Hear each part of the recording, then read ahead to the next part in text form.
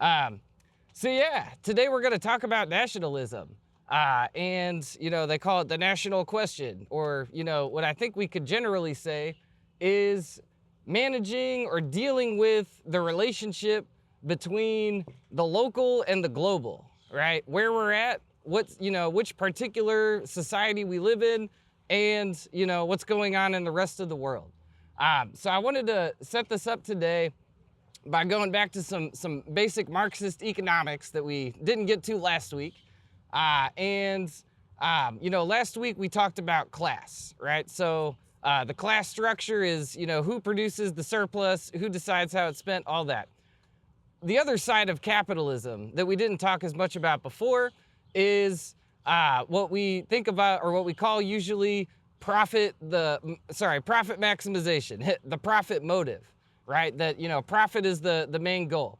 And the way to set this up, theoretically, and this is where Lenin and Stalin, are coming out of, is there's two different types of market exchanges, right? If we think about exchange as involving, goods and services, right? Commodities that we, use. And then on the other side, money, right? Money that we use to buy the things. So the innocent type of market exchange, where nobody gets hurt, is this form, which Marx calls CMC. So here's the story. You start with one commodity, right? Whatever you have. You trade that for a certain amount of money, right? However much money it's worth.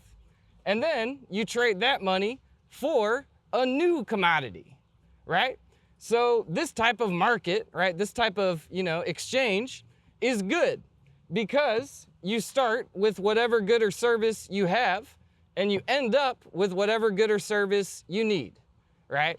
And most capitalists, ideologues that justify the system always think about the market this way. The whole field of economics always thinks about the market in terms of meeting needs.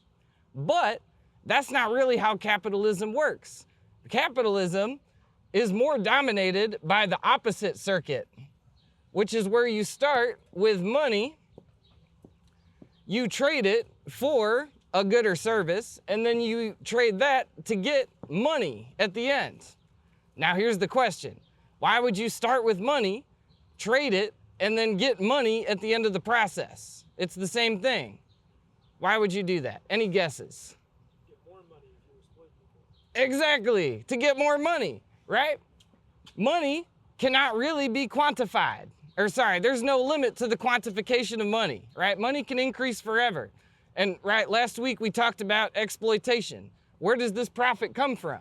We found, a quick review, I guess, the only commodity on the whole market that you can pay less than the value that it gets you is human labor power, right? And there's an argument, I think, to be made about animal labor as well.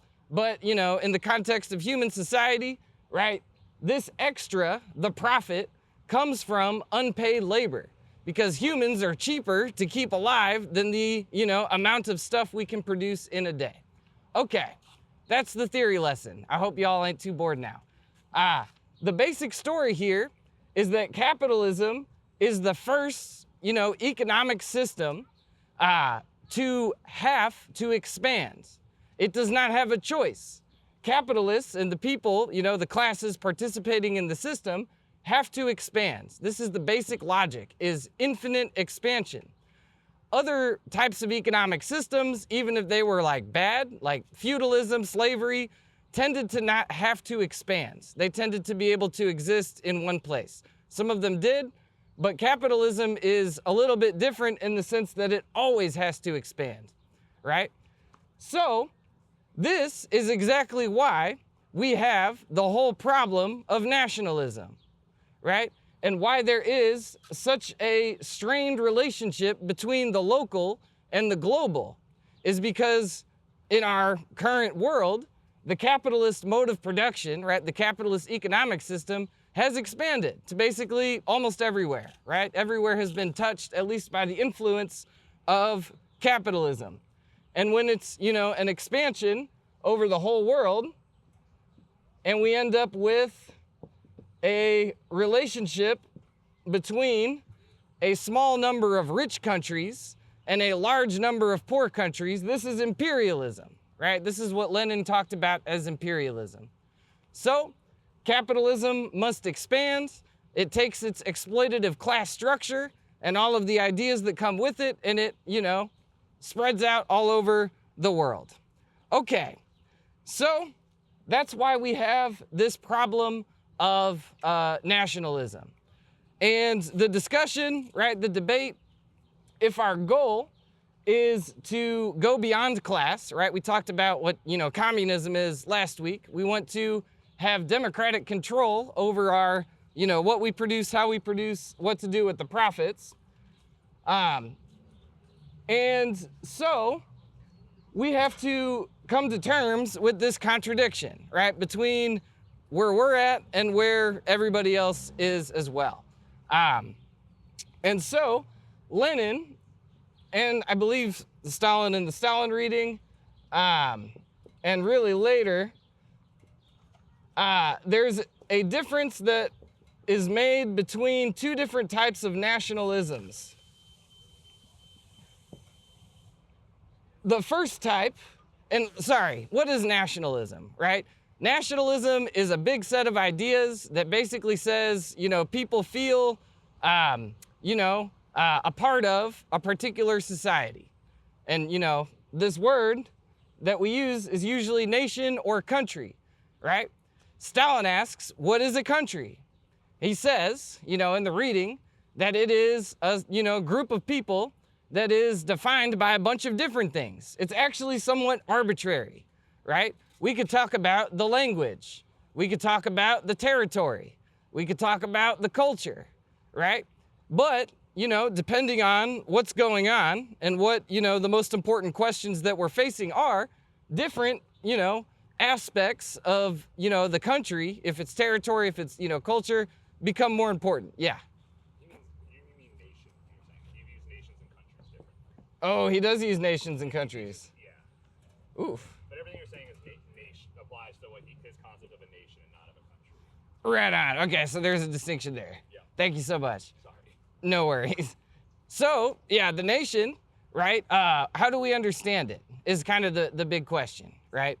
And, if we use these, I think this is, correct me too, like the descriptive features, right? I belong to this country because I share the language or I share the territory, right? Those things exist, but they're not ultimate causes, right? They're not the most determining, social relationship, right? In other words, whatever, nation you belong to is not the most important, aspect of, you or the country, right? There's actually other things going on that are more important. And this is where we get the other side of reactionary nationalism, which is revolutionary nationalism.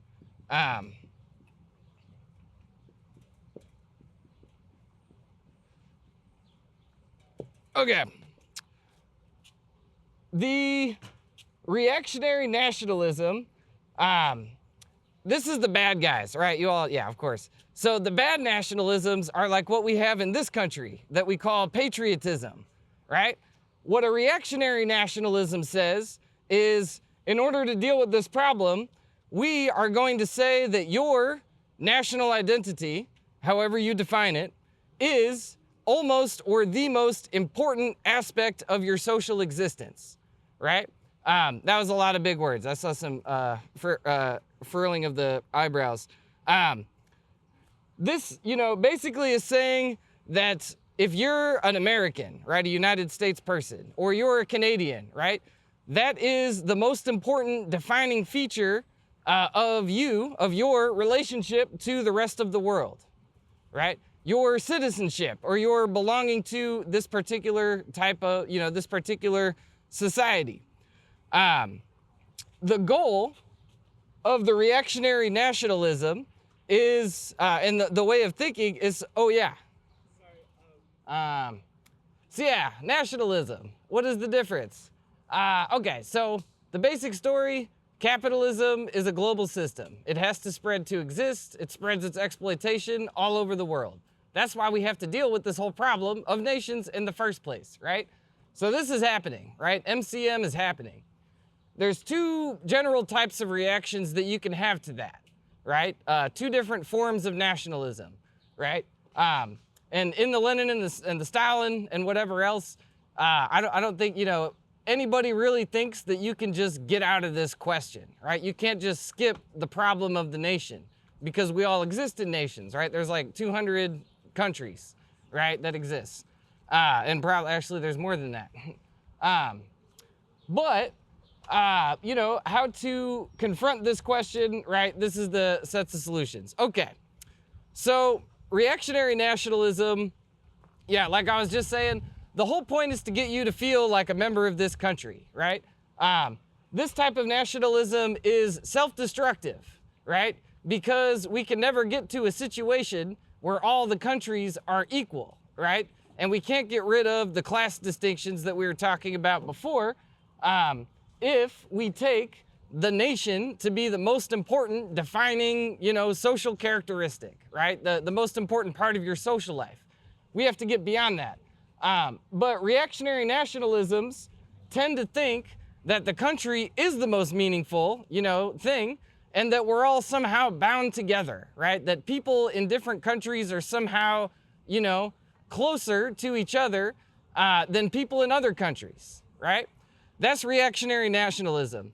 And the reason that it really never accomplishes its goal is because it's completely, you know, blind, right? It does not let itself even perceive or think about these other distinctions like class and, you know, race and patriarchy, right? Gender, that also exist, right? And that actually, you know, thwart the project, right? Because they don't even have a consciousness of it.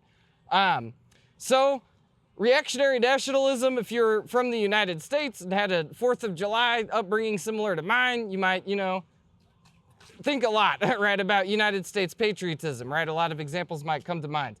And this is part of what, you know, the Khalid reading was saying, right? People who are, you know, revolutionaries or whatever from the rich countries, you know, tend to have grown up with this. And so we often do not think that there is even a possible, you know, revolutionary type of nationalism. And that's, you know, what Lenin and Stalin are talking about, right? And others too since then.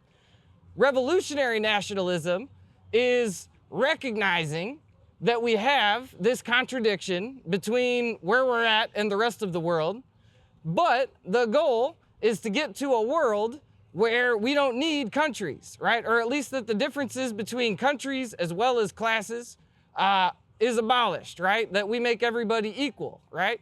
That's what we're all here for, right? That's pretty obvious. You know, I could just keep virtue signaling, but that's what we're here for, right? Revolutionary nationalism. You can recognize, and often you have to, right? You always have to recognize what are the particular features of struggle and contradiction in your society, right? Whether that's your city or your country, I think it doesn't really matter, right? Because the struggle against imperialism requires understanding the different levels, right, of struggle, right, the different levels of society. So the goal is to go beyond nations, right, and especially to get rid of class, gender, race, etc., and instead to establish self-determination is the concept that matches this, right? Every people, every society should have the ability to say, you know, democratically decide what are their conditions of their life, right? And so a materialist, right, understanding of the world forces us to confront this question, right? We don't want nations, we don't really want countries or having this level of division, but in order to get to a world where we get rid of these distinctions, we have to contend with the fact that nations do exist, right? That's kind of the thesis. So both nationalisms are in transition, right? The capitalist reactionary nationalism is in transition to the globalized capitalist, you know, world that we basically live in, right? And the countries can take turns trading places, right? Britain used to be the center. Now it's not at the middle of the center, right? the United States is running out of time in the spotlight, right? In its center. So the roles can move around, right? So it is self-destructive. This type of nationalism is where we want to be, obviously, because we are looking at the problem in order to, go beyond the nation, right? We don't get stuck at this like stage of nationhood or countries. And yeah, of course, the goal is to recognize that different societies and countries have different conditions and then figure out how to get to an equal society. Okay, that's what I got for you. Aiden, did you want to throw anything else about Stalin? Stalin is cool? No. I think you covered it all. That's my opinion. Oh. You covered it pretty well. I'm not going to write anything. I think one kind of a distinction, like you touched on it a little bit, but I don't know if the point was made clear that reactionary nationalism is what you're going to find in the West.